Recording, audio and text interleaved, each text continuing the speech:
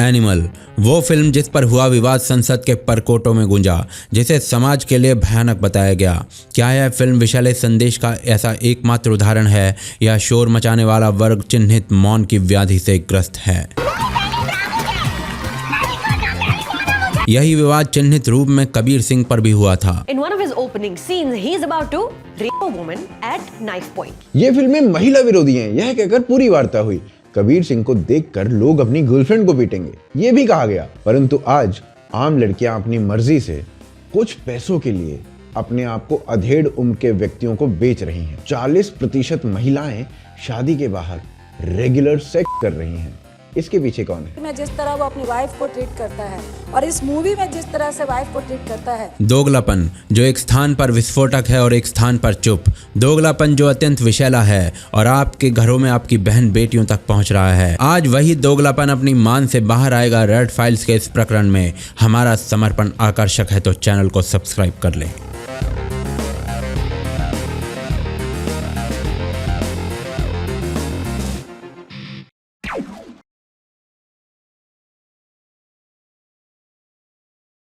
क्या आप जानते हैं कि विशैला दोगलापन क्या होता है? गत दिनों आई फिल्म एनिमल पर जावेद अख्तर ने बिना नाम लेते हुए कहा कि एक नई फिल्म आई है जिसमें एक महिला को पुरुष का जूता चाटने को कहा जाता है। यह फिल्म सफलता के चरम पर है और यह भयानक है। जावेद अख्तर केवल एक नया नाम है। इस फिल्म पर नकारात्मक टिप्पणी करने वाली एक लंबी श्रेणी में गायक स्वानंद किरकिरे के अनुसार भी एनिमल भारतीय फिल्मों को एक भयाक्रांत करने वाली स्थिति में ले जा रही है। फिल्म को प्रदान किए गए विशेषणों में महिला विरोधी, यौन हिंसा से परिपूर्ण जैसे शब्द प्रयोग में आए हैं। इसकी सफलता को समाज का विशैलापन बताया जा रहा है। इससे पहले यही विवाद कबीर सिंह के समय हुआ था और यह वार्ता इतनी बड़ी हो गई कि इस विषय को संसद तक में उठा दिया गया। और महिलाओं के साथ डिसरिस्पेक्ट को जस्टिफाई करना पिक्चरों के द्वारा, मुझे लगता है कबीर में जिस तरह वो अपनी वाइफ को ट्रीट करता है और इस मूवी में जिस तरह से वाइफ को ट्रीट करता है और लोग और समाज और पिक्चर भी उसको जस्टिफाई करते दिखा रही है, ये बहुत ही सोचनीय विषय है। सेंसर बोर्ड ऐसी पिक्चरों को बढ़ावा कैसे दे रहा है और किस तरह से ऐसी पिक्चरें पास होके आती हैं जो हमारे समाज के लिए बीमारी है। ऐसी पिक्चरों का कोई भी स्थान हमारे समाज में नहीं होना चाहिए। अब यदि हम बिना पूर्वाग्रह के और मस्तिष्क का सही प्रयोग करते हुए सोचें तो एनिमल में दिख रहे कुछ दृश्य आपको आपत्तिजनक लग सकते हैं और रणविजय सिंह जैसे पात्र को समाज में कोई नहीं झेल सकता, पर ऐसे लोग समाज में होते हैं। और इस बिंदु पर फिल्म पर विवाद करने वाले लोगों का कहना है कि कबीर सिंह या रणविजय सिंह को हारते हुए नहीं दिखाया गया, उन्हें लड़की भी मिल गई। आई थिंक ये दोनों movies Kabir Singh and Animal का, I feel the real problem which I agree with is कि एंड में the person जो बहुत टॉक्सिक है दोनों में characters, they get away with it। और इस सब पर संदीप रेड्डी वंगा का विवादित वक्तव्य है कि जब तक प्रेम में एक दूसरे को चांटा मारने का अधिकार ना हो तब तक प्रेम बंधन वाला है। वो बार बार वायरल हो रहा है। And if you can't slap, if you can't touch your woman wherever you want, and if you can't slap, you can't kiss, you can't use cuss words, I don't see emotion there। Then it's all margins and... कुल मिलाकर पहले कबीर सिंह और अब animal, इन फिल्मों पर हो रही वार्ता थम नहीं रही है। फिल्म को वैशाली पितृसत्ता का प्रतीक, समाज के लिए संकट जैसे शब्दों से धोया गया है और इससे मुझे कोई आपत्ति नहीं है। वास्तव में चर्चा होनी चाहिए एक एक बिंदु पर। इनफैक्ट स्क्रीन पर दिख रही इस रिपोर्ट के अनुसार 2019 में ही कबीर सिंह से प्रेरणा प्राप्त एक टिकटॉक स्टार ने एक लड़की की हत्या कर दी थी, तो चर्चा, वाद विवाद सब अनिवार्य हो जाता है। परंतु यह सारी चर्चा एक विशैले दोगलेपन को दिखाती है जिसका विष आपके घरों तक पहुंच रहा है। विष देखने से पहले दोगलापन देखते हैं। 2023 में प्रदर्शित हुई एक film thank you for coming, ये एक ऐसी महिला की कहानी है जो अपनी कामोत्तेजना के चरमोत्कर्ष तक पहुंचना चाहती है, ऑर्गेज्म फील करना चाहती है और इसके लिए वो दर्जनों लोगों को बिना भावनाओं के अपना शिकार बनाती है। जब उसे पूछा जाता है कि चरम सुख किसके साथ मिला तो उसका उत्तर होता है ये। चिपकी तो ये प्रोफेसर के साथ भी थी, राहुल के साथ भी थी और वो रबड़ी वाले के साथ भी। सरल शब्दों में कहा जाए तो मजे लेने के लिए कहीं भी मुंह मार लो, ये न्यायोचित बताया जा रहा है। एनिमल में इसे मिसोजिनी बताया गया था। क्या आप थैंक यू फॉर कमिंग पर कोई चर्चा सुनी आपने? इनफैक्ट शाहरुख खान और आलिया भट्ट की फिल्म आई थी डियर जिंदगी। इसमें आलिया भट्ट अपना मानसिक संतुलन खो देती है जब उसका बॉयफ्रेंड उसके साथ छल करता है। लड़के द्वारा किया गया छल लड़की को पागल कर देता है, पर लड़की स्वयं इसी फिल्म में पहले एक लड़के के साथ ऐसा ही धोखा कर चुकी थी। I slept with Raghavendra. इससे कहीं आगे मेड इन हेवन नाम की वेब सीरीज में एक लड़की का नया बॉयफ्रेंड बनता है, पर जब पुराने पति से एक बंगला चाहिए होता है तो वो फिर उसके साथ सो जाती है। नया बॉयफ्रेंड इस कांड पर प्रश्न उठाता है तो उत्तर पता है क्या आता है? Please don't think you can ever make that decision for me. और ऐसा ही कुछ उत्तर 4 More Shots Please जैसी वेब सीरीज में भी देखने को मिलता है। They must have slept together. You know what? Guess what? You are right for once. I did. Animal में लड़का अपनी पत्नी के साथ छल करता है तो उसी से पिटता है, पर फिल्म समाज के लिए संकट हो जाती है और बात संसद तक पहुंचती है। परंतु जब लड़की छल कर रही है तो लड़के को प्रश्न पूछने का भी अधिकार नहीं है और लड़की अपने किए छल को पूरे आत्मविश्वास से अपना अधिकार भी बता रही है, केवल फिल्म में नहीं यथार्थ में भी। ये जो तू बोल रहा है ना, एक नहीं 5 लड़कों के साथ गई थी। सुन मेरी बात, इट्स हर चॉइस। 2020 में वर्जिन भानुप्रिया नाम की फिल्म आई थी जिसमें एक लड़की अपना कौमार्य यानी वर्जिनिटी को तोड़ने के लिए किसी भी स्तर तक जा रही है। एक ज्योतिष के अनुसार ये असंभव है, जिसे गलत प्रमाणित करने के लिए वो किसी पुरुष का रेप तक करने का प्रयास करती है। कभी नहीं तो कभी नहीं, कभी नहीं तो कभी नहीं। क्या कर रही है तू? नहीं तो कभी नहीं, कभी नहीं तो कभी नहीं। कबीर सिंह में इसी प्रकार के एक दृश्य को रेप कहा गया था। प्रश्न केवल ये कि एक पुरुष की हिंसा या छल और एक महिला द्वारा की गई हिंसा या छल में अंतर क्यों है? महिला द्वारा की गई घटना समाज के लिए संकट क्यों नहीं है? क्यों छल उसका अधिकार है? और यह सब चर्चा का विषय क्यों नहीं है? क्या ये दोगलापन नहीं है?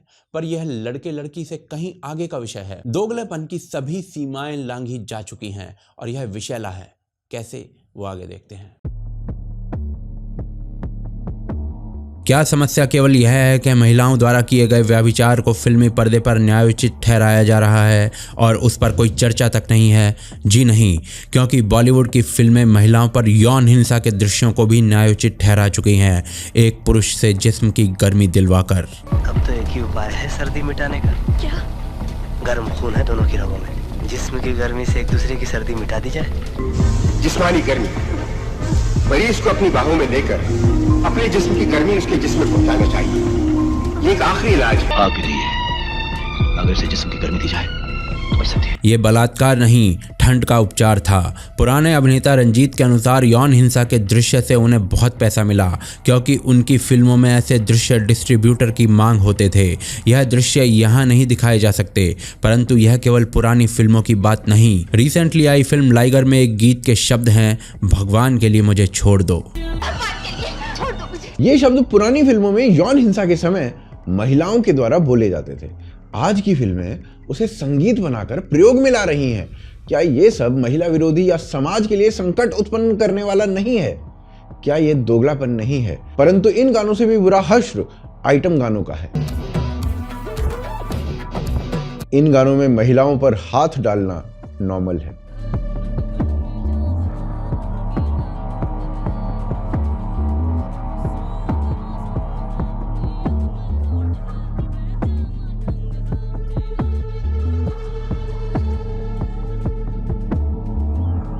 इन गानों में एक महिला भीड़ का पुरस्कार है जिसके सामने वो अपने पूरे शरीर की डिटेल्स बताती है।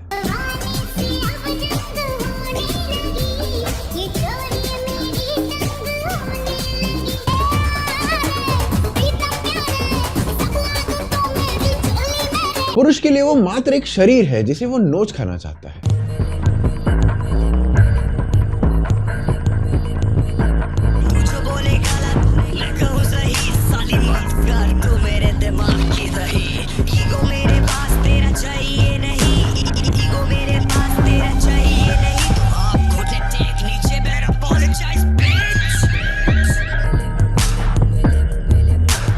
क्या यह सब महिला विरोधी नहीं है या समाज के लिए भयानक नहीं है? दुखद यह है कि अफवादों को छोड़कर यह कभी बड़ी चर्चा का विषय नहीं बना, जैसे कबीर सिंह या एनिमल को बनाया गया, और यही विशाला दोगलापन है। आपके घरों में क्या कर रहा है यह विशाला दोगलापन? वो आगे देखते हैं। एक तर्क ये दिया जाता है कि फिल्म को फिल्म के रूप में देखिए, फिर चाहे वो एनिमल के पैरोकार हों या फिर 4 More शॉट्स के। परंतु क्या ये तर्क सही है? 22 साल की उदिता की नौकरी संकट में थी। उसे 40 के ऊपर का एक कमाऊ लड़का दिखा उदिता ने अपनी आर्थिक समस्याओं का समाधान अधेड़ उम्र के इस व्यक्ति के चक्कर काट काट कर उसे पटाकर निकाल लिया। जो लोग मेरी तरह भोले हैं उन्हें बता दूं कि इस झमेले को शुगर बेबी शुगर डैडी कहा जाता है और भारत में कई वेबसाइट्स इस समय चल रही हैं जहां लड़कियां केवल पैसे के लिए अमीर अधेड़ उम्र के पुरुष से संबंध बना रही हैं। इन वेबसाइट्स पर अनेक महिलाएं BDSM जैसे असामान्य कौशल के साथ एक सेशन का 20 से 30 हजार कमा लेती हैं। अनेकों विवाह भी नहीं करती हैं। सामान्य भाषा में इस प्रकार से धन कमाने वाली महिलाएं अपशब्द झेलती हैं, परंतु ग्लैमर ने इसे शुगर बेबी बना दिया है। क्या आपको यह सब आजकल चल रही वेब सीरीज में नहीं दिखता? फॉर मोर शॉर्ट्स प्लीज या अन्य स्थानों पर महिलाओं का छल न्यायोचित दिखाया जा रहा है। क्या प्रभाव है इसका मस्तिष्क पर एक सामान्य महिला के? 40% महिलाएं अपने विवाह से बाहर नियमित रूप से संभोग कर रही हैं और समाज के इस विघटन को इन फिल्मों में पता है क्या नाम दिया जा रहा है? पता नहीं साला क्या चल रहा है। पर चलिए, फरवरी 2013 में आइटम गानों का प्रसारण टीवी पर प्रतिबंधित कर दिया गया था। निर्णय सरकार के द्वारा लिया गया था आइटम गानों को व्यस्क श्रेणी में डालते हुए। परंतु क्यों? क्योंकि दिसंबर 2012 में निर्भया प्रकरण हुआ था। संपूर्ण देश उस कंपन से प्रभावित था और सरकार ने आइटम गानों पर निर्णय लिया, क्योंकि सरकार का मानना था कि इन गानों में और इन गानों से महिलाओं पर यौन हिंसा बढ़ती है। मीडिया में कुछ भी कहा जाए, परंतु ये निर्णय आवेश में नहीं लिए जाते, उपलब्ध साक्ष्यों और डेटा के आधार पर लिए जाते हैं। CDC की रिपोर्ट के अनुसार फिल्मी पर्दे पर हुई महिलाओं पर यौन हिंसा वास्तविक जीवन में भी यौन व्याभिचार को बढ़ा देती है।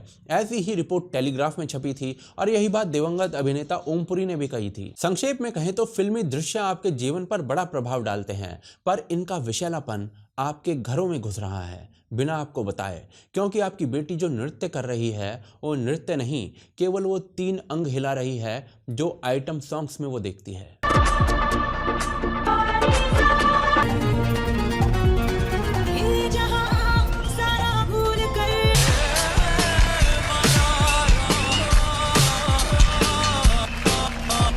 फिल्मों में महिलाओं के किसी भी अंग पर हाथ लगाया जाना जब एक सामान्य बात बना दी जाती है तो ये कृत्य सड़कों पर उतरने लगते हैं।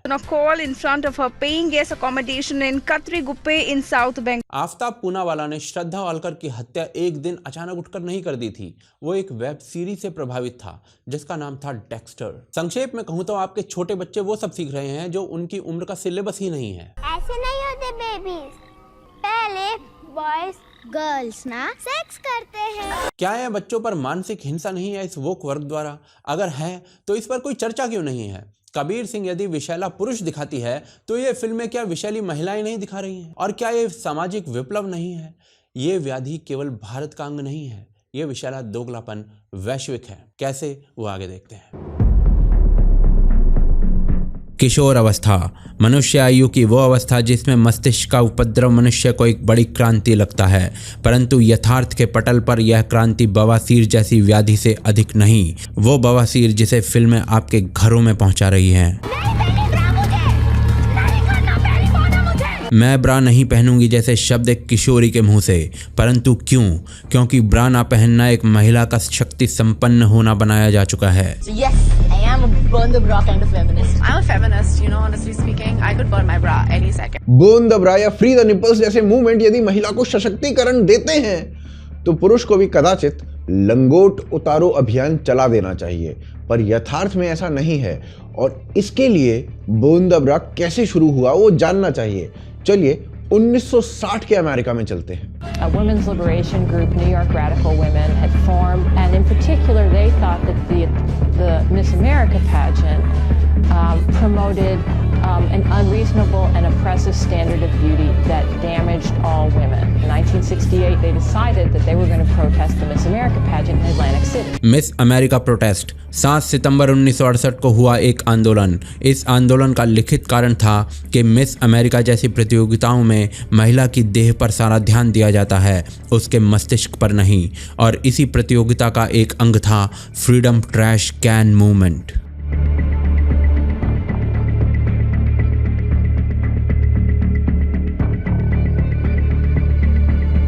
इस आंदोलन का उद्देश्य महिलाओं को बराबरी दिलवाना था और इसी कारण जिन उत्पादों तक महिला को सीमित कर दिया गया था उन्हें फेंका जाने लगा, जैसे झाड़ू, बर्तन, प्लेबॉय मैगजीन की copies, high heel shoes, makeup और ब्रा। they set up a freedom trash can. And in this trash can, women were supposed to throw all their instruments of, quote, beauty oppression. These instruments included girdles, bras, fake eyelashes, and high heels. ध्यान देने वाली बात यह है कि ब्रा जलाने का पूरा प्रदर्शन यह प्रमाणित करने के लिए था कि महिला केवल एक शरीर नहीं है, और आज होने वाला बर्न द ब्रा प्रदर्शन केवल महिला को एक शरीर ही प्रमाणित कर रहा है। फिल्मों में जो आपको दिख रहा है यह केवल विशाला दोगलापन है। वास्तविक महिला सशक्तिकरण क्या है वो आगे देखते हैं। कबीर सिंह या एनिमल पर चिल्लाने वाले लोगों से मुझे निजी रूप से कोई आपत्ति नहीं है। यह वार्ता होनी चाहिए, संसद से सड़क तक और समाचार पत्र से पाठ्यक्रम तक। प्रश्न केवल इतना है कि यह वार्ता बाकी स्थानों पर क्यों नहीं है। क्या चलचित्र पर अपने प्रेमी से छल को न्यायोचित ठहराती एक महिला समाज में रह रही एक आम महिला के मस्तिष्क पर उस विष की कुछ बूंदें नहीं डाल रही है? क्या किसी महिला को एक नोच खाने वाली भीड़ के समक्ष अपने 3 यौन अंगों को भौंडी तरह से हिलाकर आमंत्रित करना यौन हिंसा को आमंत्रण नहीं है? दुखद ये कि यह सब फेमिनिज्म के नाम पर हो रहा है। फेमिनिज्म का सही अर्थ गांव में बैठी उस बच्ची तक शिक्षा पहुंचाना है जिसकी 4 पीढ़ियों में किसी महिला ने स्कूल ना देखा हो। फेमिनिज्म उन पापड़ बेलने वाली महिलाओं को व्यवस्थित करके एक बड़ी कंपनी बनाने के लिए प्रेरित करना है। फेमिनिज्म अपने दुधमुहे बच्चे को स्तनपान करवाते हुए भी संसद का कार्य संभालना है। फेमिनिज्म योद्धा बनकर तेजस उड़ाना है। फेमिनिज्म एक सैनिक की विधवा होने के पश्चात भी असहाय न बनकर स्वयं सैनिक बनना है। फेमिनिज्म श्रद्धा जोशी के रूप में मनोज कुमार के साथ खड़ा होना है, चाहे वो चक्की चलाए या आईएएस बने। ब्रा जलाना, बनियान जलाना, कल को पुरुष के कच्छे जलाना, ये फेमिनिज्म नहीं है, ये एक मानसिक बीमारी है और ये कई रूप में है जो आपके घरों में बच्चों तक पहुंचाई जा रही है। और इस बीमारी पर बॉलीवुड के उसी बड़े वर्ग की चुप्पी एक विशाला दोगलापन है। आप क्या सोचते हैं इस दोगलेपन के बारे में कमेंट्स में बताएं। चैनल को सब्सक्राइब करें और वीडियो को शेयर करें।